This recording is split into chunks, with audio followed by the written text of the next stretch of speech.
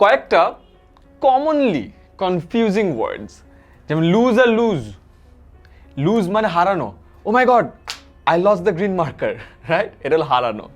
আর এই লুজ মানে হলো ঢিলে ঢালা, oh my god my green polo is so loose, মানে ঢিলে ঢালা, right?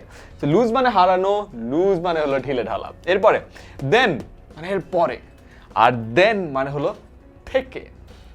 I am smarter than all the other people, তখন হলো এই দেন মানে থেকে, যখন কম্প্যারিজন করছি। অ্যান্ড দেন হলো the rain was falling so heavily and then we went out, তার মানে তারপরে আমরা বের হলাম, তো তখন হলো এটা। দেন মানে হলো ঠিক পরে, আর এই মানে হলো থেকে, বা কখনো যদি কোনো পার্থক্য করা লাগে। এই লুজ মানে হলো হারানো, আর এই লুজ মানে হলো ঢিলে ঢালা। এবারে বলি বিটুইন আর অ্যামাং। যখন দুটো জিনিস হয়, আমি এই দুটো আছে জিনিস, এই দুটো জিনিসের মধ্যে যখন আমি কম্পেয়ার করছি বা দুটো জিনিসের কথা বলছি, তখন হয় হলো বিটুইন। যখন অনেকগুলো জিনিস থাকে তখন আমরা বলি হলো অ্যামাং।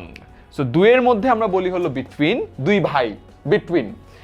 তিন ভাই বা ততোধিক ভাই, তখন আমরা বলি হলো অ্যামাং। সো এই যে ওয়ার্ডগুলো, এই ওয়ার্ডের মধ্যে আই গেস এখন থেকে আর তোমাদের কোনোই কনফিউশন হবে না।